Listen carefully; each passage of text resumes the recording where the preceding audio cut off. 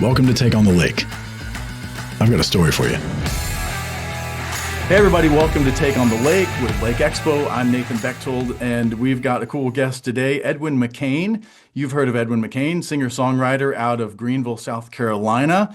Really well known for a couple of huge hits, and he's going to be performing, well, we'll see, those and some others maybe at Ozarks Amphitheather this summer here at the Lake of the Ozarks. So I heard from his producer or publicist and thought, you know what? Let's have him on the show, man. I'd love to talk to Edwin McCain about music and all the things. And so, anyways, Edwin, welcome to the show. Thanks for joining us. I appreciate you having me. Thank you. Absolutely. And you were joining us from Greenville, South Carolina. And you said it correctly. Yep. My wife, like I said, is a South Carolina girl, so I've learned a few things over the years. The big debate whenever we have family get-togethers with her family, which the food is always superb. Two big debates are, is it pronounced pecan or pecan? Which one do you go with? We all say pecan. Yeah. Okay, see? And then But I mean, it's all, it's all acceptable yeah. because I they're hear debates both delicious. ways. Yeah, they're delicious. That's all that matters, right? But Yeah. it's pecan pie or pecan pie. And then we do low country boils, but my wife's mom calls it frogmore stew. You ever heard it called Frogmore frog? stew. Yeah, Yeah. we call it that too. Yeah. So, dude, I love the Carolina culture, man. That's great. So that's your backdrop really is the Carolinas. There's a lot of good music has come out of the Carolinas. Yeah, and especially Greenville. And it's interesting because Greenville as a city doesn't really have a music scene. I mean, it's much better now, but back in the day, it wasn't like there were lots of little clubs and lots of little bands. But there were a lot of musicians that have come out of here because Piva Bryson, um, Jackal, uh, um, uh, Marcus King is, Marshall Tucker. I'm sure I'm forgetting somebody, but there's like just a lot of musicians coming out of here. So I don't Yeah. know what the deal is. I don't know. It's good culture down there. One of my favorite bands actually is Need to Breathe. I don't remember if they're Yeah, Need Greenville. to Breathe. They're Greenville. Yeah, Yeah. Need to Yeah. Breathe. Sorry, I omitted them. I apologize. They're good. Saw them in concert in 2021, I think it was. It was after everybody had to take a hiatus from concerting for a while due to the thing that we do not name. And it was Oh their yeah, wait. I want to know why. Why don't the like COVID, yeah, right. Um the pandemic? Why is yeah, that like a taboo subject? something. Oh no, I just, like to move on Uh, past that topic. uh, okay.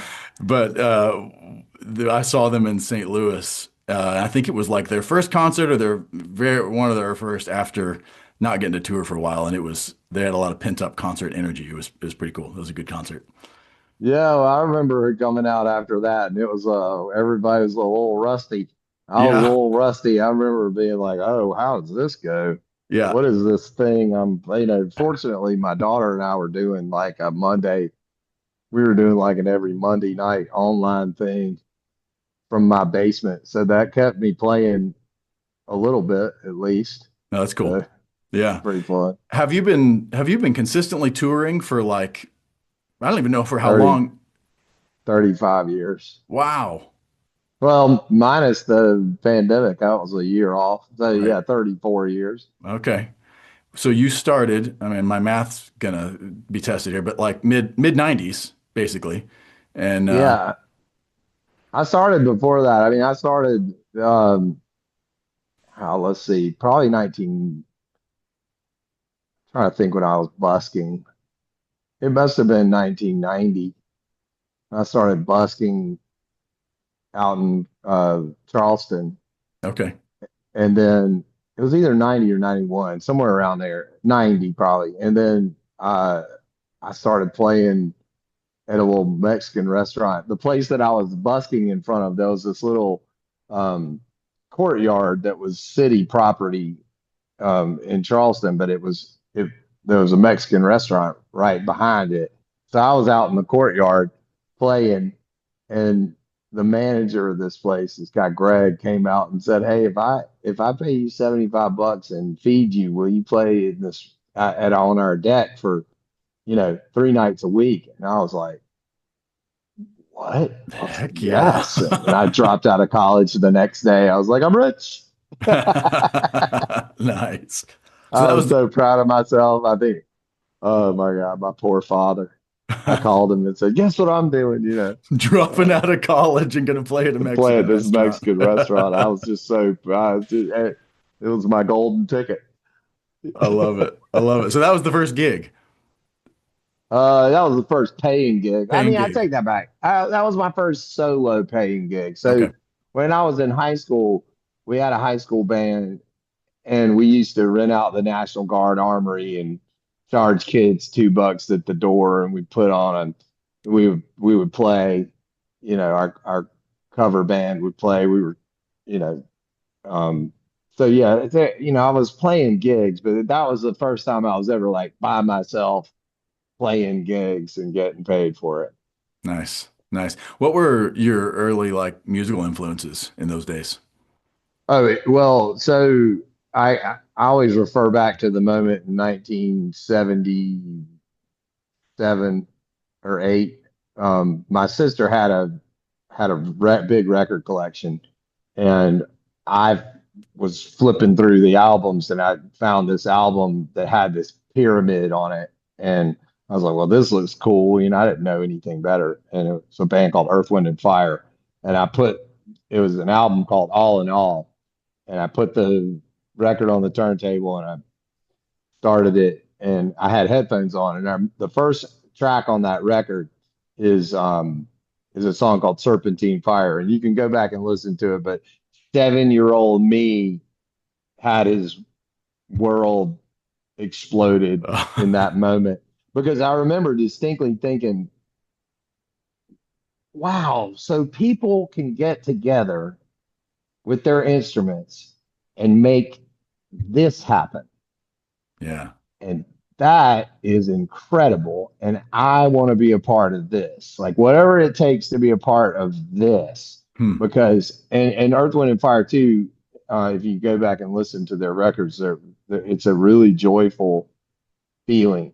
And they are and the message is positive and kind. And they were internationally famous, Yeah. and they were worldwide. I mean, they were huge, and they were spreading this message of positivity and kindness. And I just remember thinking at 7 years old, I want to be a part of this, like whatever it takes. That's awesome. And then as time went on, um, I came across songwriters like David Wilcox and James Taylor, and so you know what started out as sort of the R&B ethic got fused with uh, poetry and songsmithing, and that's the amalgam that exists now. That's where I am. I love So hearing that because yeah, you can it kind of helps to then kind of I mean read that into your songwriting, into your music a little bit. and it's definitely into the songwriting. And then the other component was I went through this phase in the 80s when I was a teenager of listening to, obviously, like every teenager, I listened to Van Halen, but Hmm.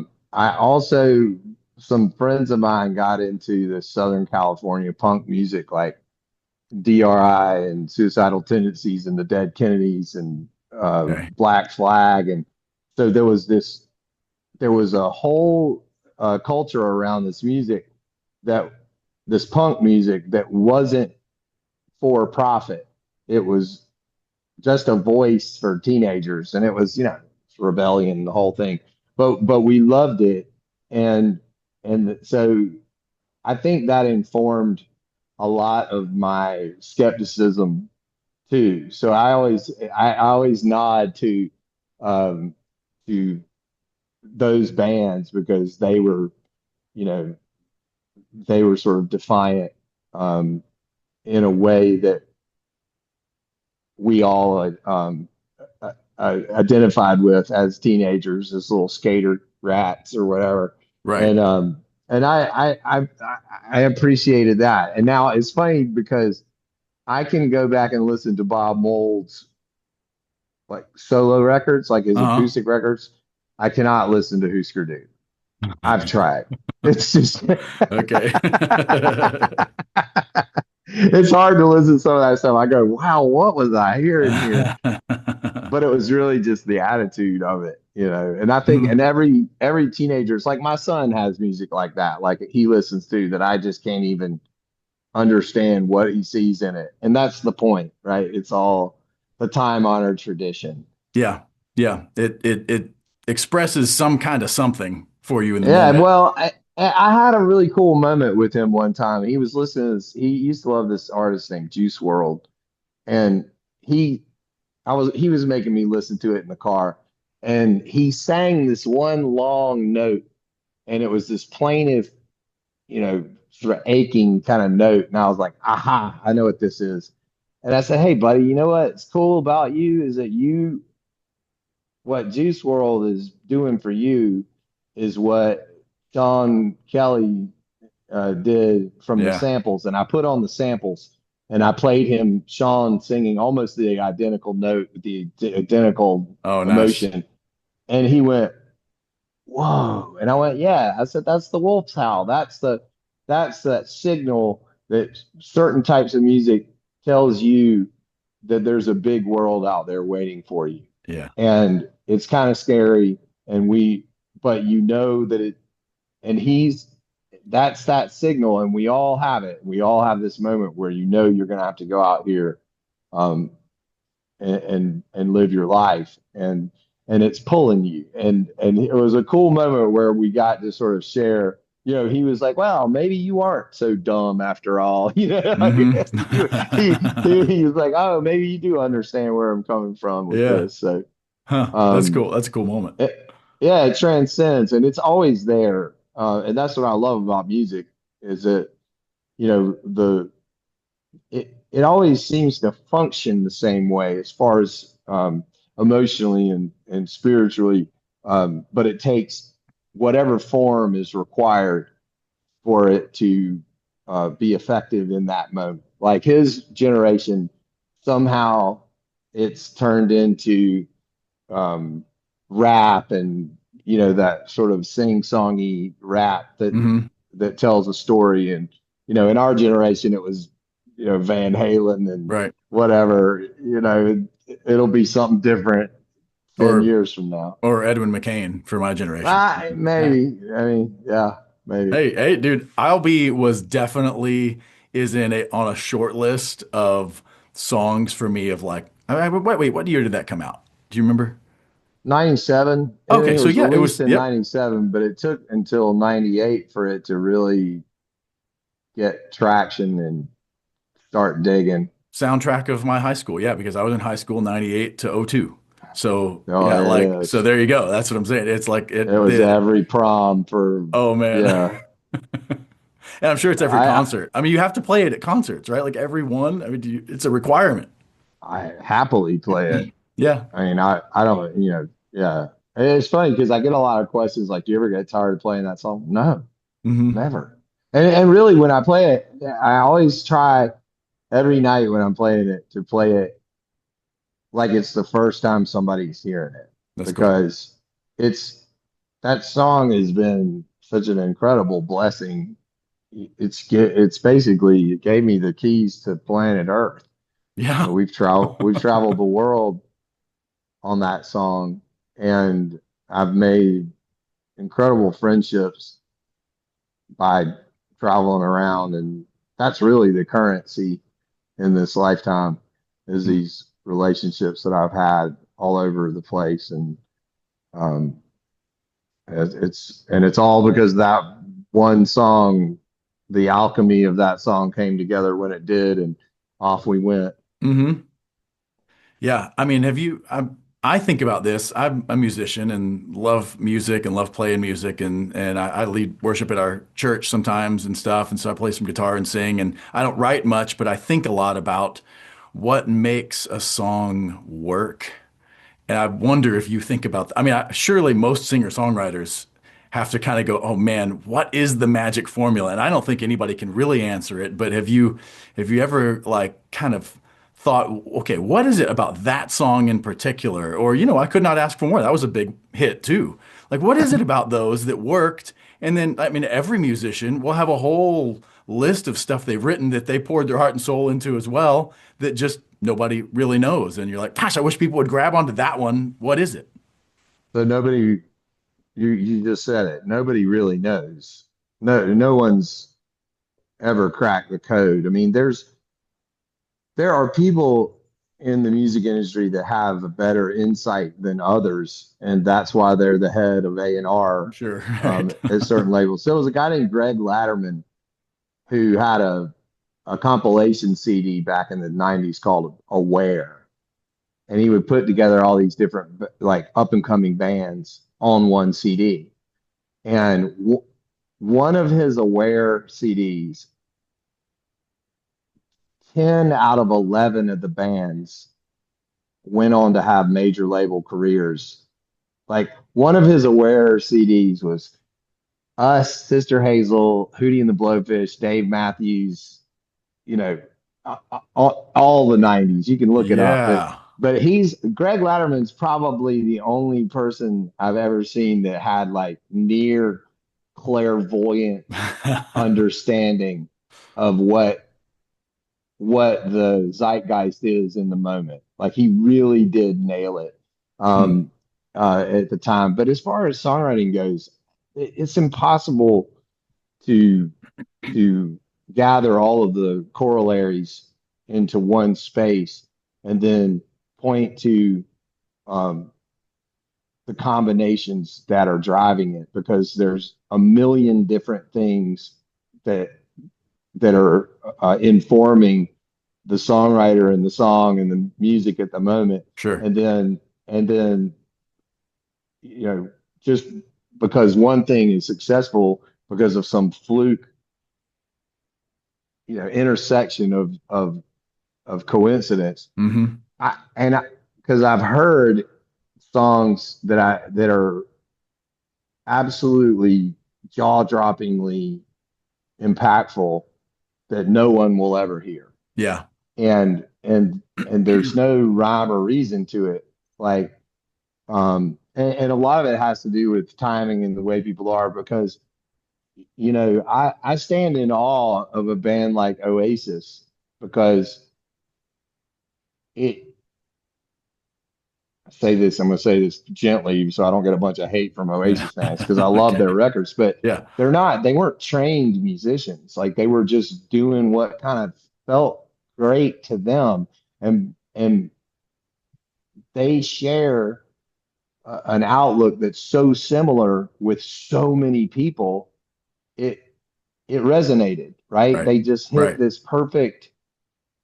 they hit this perfect vibration and then also inadvertently their sort of defiant attitude. Everybody loves the defiant rock stars. Uh-huh. And it just became this phenomenon, right? But then in the same breath, you look at a band like the Mahavishnu Orchestra, or you look at the Aquarium Rescue Unit, or there are bands that are highly technical and they get held up because of their musicianship and their Right. ability to play in odd time signatures and play like Fish. Like look at Fish. Fish. It's not my cup of tea, but I can genuinely say they are some of the most talented and technically capable musicians that have ever walked the planet. Hmm. And you wouldn't and they don't act like it either. Like they understand that they're part of something larger. But it really is it's almost impossible to even approach the alchemy of what it is to have a successful song or to be a successful musician. Like for me, I've just always been trying to sort out what my life is and try to do the only two components that I care about is being honest and emotional in songwriting. Okay. even if the subject matter is not comfortable. Um, and and I think in from my point of view, I think you try to give a voice to the voiceless, um, in the tradition of folk music. Um, and but all that to say, I have no clue what it is that makes it work or not work. But if you can if you can get to a point where you feed yourself by playing music, you're there. Yeah. Yeah. Like if that's your job, and I see a lot of kids on the internet like struggling with this idea of like working as a musician. And I'm like, Mm. listen, man, once you got over the hump of not having to have a second job, like you're there. Now it's just how far up can you push it? Right. Um, and and, and I feel bad for some of the people, the up and coming artists that are literally living the dream, but they don't see it because they're frustrated because they don't have some higher level or some perceived level of success, and that's not there. If you don't love the doing of it, if you don't love the entire process, like don't get into this. Yeah. It, because you'll be consistently disappointed. It's never what you hope it will be. It's always about striving, right? Yeah. And I think that's the heart of most artists anyway. It feels like a fusion of kind of the ideal and the practical to me because like what you're talking about with your biggest hit song that the listens on that song, are exponentially beyond the combined listens on all your other songs, right? Yeah. Um, that like I could see one person being salty about that and going, yeah, I got a bunch of other stuff people would really like too. Why don't they listen to that? And it's like, but your perspective has been, no, that's opened doors for me to do the thing that I love around the world. Like, It's and I happily unbelievable. play it at I was at my dad and I went to see at Ozarks Amphitheater here at the lake, the Kentucky Headhunters and the Ozark Mountain Daredevils recently. And um, I forget which band. Oh, it was the Daredevils. Oh my gosh, I'm blanking on their biggest hit song. But anyways, they were about to play it, and they said this one is the one that everybody knows. And they said, and we thank you for it, and our children thank you for it, and our grandchildren thank you for it. And it was like, because Yeah. obviously you haven't heard the average person has only heard one or two or three songs by them, and this is one of them. And that one gave them the ability to still be on the stage. Now they've been touring for like 50 something years to still be on the stage doing it. And that's cool. That's kind of it's practical from a certain standpoint, right? But it's also it's like that's the tool that gets you to keep doing the thing that you love across the Yeah. world. I think in most times in life, uh, you people, you know, people can find legitimate things, uh, i across the board in their life every day. They can have legitimate cri criticisms of things that are occurring in their life, and they're right, Sure. right? But the opposite is usually true, depending on how you want to see it, how you decide to see it. What I'm getting at, and I have this conversation with my kids too. You know, it's a decision. How you feel about things that are happening in your life is a decision. Hmm. Not things don't happen to you. You decide the way you feel about it. Yeah. Um, and so I listen. I've I I've been out there long enough to know how supremely lucky we are every day to be able to do this for a living, and especially as long as we have, because Right. considering how short the attention spans are these days, like I've heard like recently that there are some singles that have been released that are sub 2 minutes.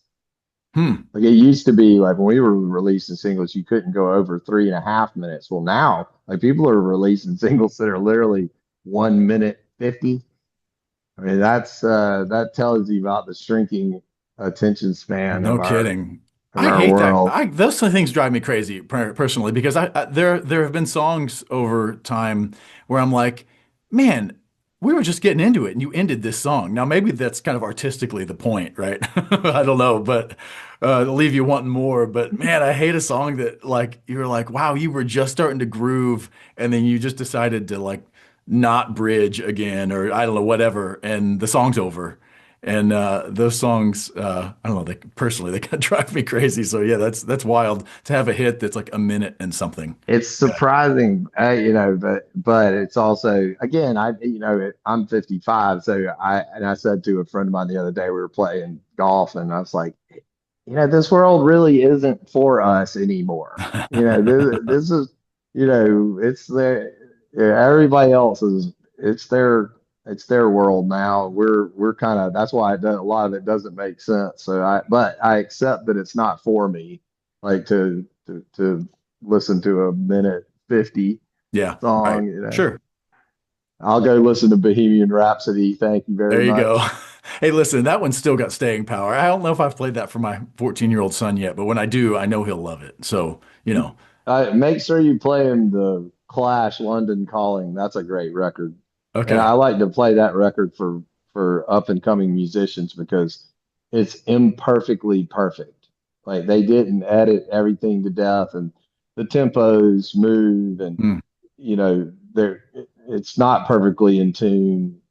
There are mistakes all over that record, but it gives it so much soul and attitude. And sometimes we have this, death by perfection yeah, because everybody can edit things endlessly and right, they edit the humanity right out of it, right? So right. I always like to play the first three Police records for kids and like, listen, and tempo is all over the place on these records, but they're great. I mean, Hmm. it's not, everybody's playing to a click track and so many bands are playing to tracks. There's so many tracks playing. Um, that's a trend that I don't think I'll ever get used to and certainly won't ever participate in. And not because I just know that if our band ever tried to play to tracks, it would break. It wouldn't, if there would be a malfunction. Yeah. I can't imagine.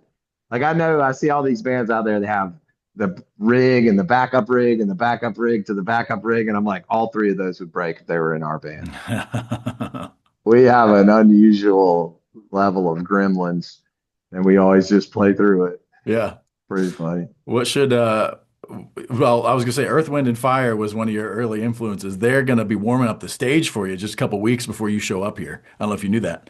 I did not know that. Yeah, they'll be out here July 19th and performing. And then your concert opening for Train is on August 1st. Have you been touring with Train this year? Is that this whole kind of season or is that This will be that show will be the first one with Train this oh, okay. year. I used to go and sit in with them back in the 90s and it's interesting because Pat's always been incredibly complimentary and nice and invited me to play and all that.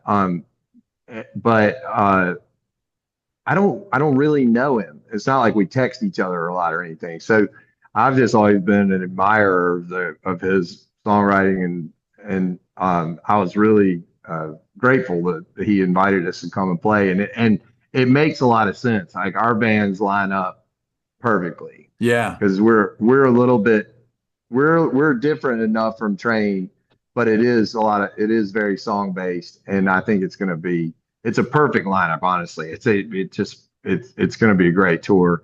And what I love about Pat is he likes to play lots of gigs in a week, and so do I. I don't like when Okay. we were with Hootie last summer. They only play 3 nights a week, and I was like, oh man, let's play the gigs. Getting let's bored. go out here and play.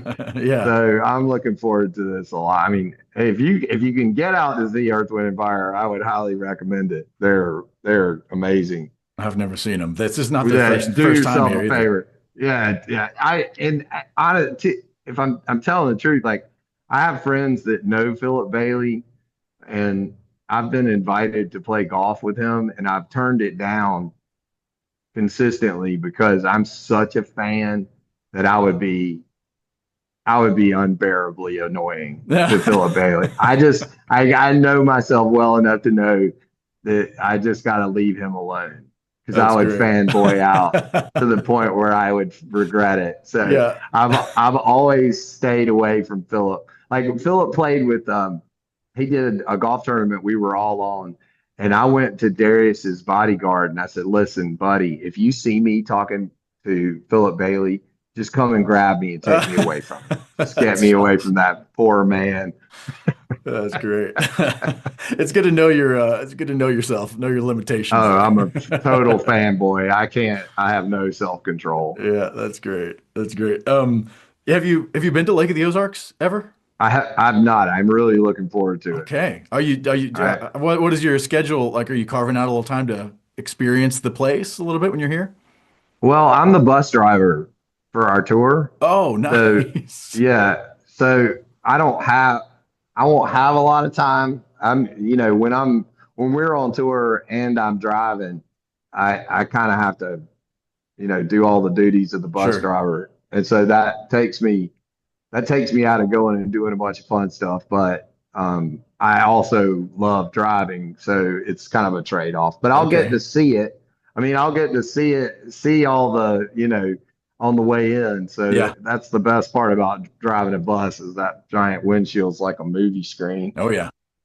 Yeah. Well, if you get any extra time, certainly. I was talking with a friend of mine, kind of as the liaison with the bands when they come in, and I asked him what's people's like artist feedback when they come to Ozarks Amphitheater, and he said what he gets consistently told is that the way that they are treated and the things that are offered or whatever to them is like second to none. So I hope you have a great experience at Ozarks Amp. But if you have a little extra time, I think pretty much anything you want to do, if you even want to go out for a quick few hours boat ride or something, I think they could probably hook you up. So if you have extra time, definitely I would encourage you to check out the lake because it's one of a kind. It's a really Well, unique place. I'll have to leave early so we can arrive early. Yeah, yeah, yeah. Cool. Well, what should people be thinking about? Or is there a song people should listen to? I mean, besides the obvious ones, or what should you We want to just prep people for the concert? You have a new album this year, right? Yeah, we just released an album, the first album in 15 years, and that's thanks to Lee Bryce. Lee produced it. And he admittedly was a big fan of mine when he was in high school. And so he over the years he was calling me and going, "Hey man, let's make a record." And I'm like, I don't think anybody cares about hearing a new record from me, because Mhm. I know, I'm the same way. I mean, I go hear AC/DC and I want to hear Back in Black. Sure. Right. I want to hear the early songs. And I was the same way. I would go out in front of my audience and go, "Okay, tonight I'm gonna play all new songs." And they would go, "No," And but Lee's such a great producer. He's so great in the Yeah. studio, and making records now is infinitely easier than it used to be. So, um, I went to Nashville and put together this record with him and Jared Neiman, and um, we put it out, and it's the first album I've ever released on vinyl, which is weird. Oh, wow. But Yeah. It's yeah, back. vinyl's back. Like It's I back. would if you told me that 25 years ago, I'd never believe you. Yeah. And so yeah, it's been fun. But and really I signed with a management company with Red Light Management, and so I I was sort of before all this happened, I was kind of in semi-retirement mode, and then this sort of caused me to get back into it, and I had engaged social media, which I never did for years because I was just different generation. Sure. And then, um, well, as a result of all these things, and then doing the Mass Singer, and um, our Spotify numbers are way back up, and the '90s nostalgia has kicked in, and Yeah. so it's kind of like I'm getting a little last uh, breath of air, Nice. a little push with the wind, and it's nice. It's really, really, it feels nice to be able to go out here and get to make a lap and play all these songs for people, and Love it. um, especially playing at the big amphitheaters with like a big name like Train, because it's a different level of touring when you're out with bands that are that famous. Sure. Because all the venues are cool, and just like you said, catering and parking, and everybody's cool and Yeah. happy to see you. Yeah. That's great. Well, I will encourage folks to go obviously check out Edwin McCain on Spotify, check out the new album, refresh. It's been a minute since you listened to I'll Be and I Could Not Ask for More. So listen to those too a couple times for everybody and then check out the new We had a album. lot of we had a lot of independent records after we left Atlantic. So we did 4 with Atlantic, and then there were 6 after that. Yeah. So there's a lot of music. Yeah. If you're into that, if you want to go discover a bunch of music, there's a lot of different music that Yes. we put Well, out. So we'll send folks that direction and encourage people. I think as far as I know, there's still tickets to the Train and Edwin McCain concert on August the 1st at Ozarks Amphitheater. People can get those at ozarksamphitheater.com. I know people can find out all the places to find you and your music online. And I just want to say thanks for joining me today, Edwin. man, It's been a I great really conversation. appreciate it. Yeah. Thank you. Absolutely. And I hope the concert here goes great and the rest of the summer goes great. Appreciate you. Thank you, everybody, for listening. This has been Take on the Lake. If you would like, subscribe, share this episode and the podcast with your friends, that will help us grow the show. Stay anchored, stay curious, and we'll see you soon.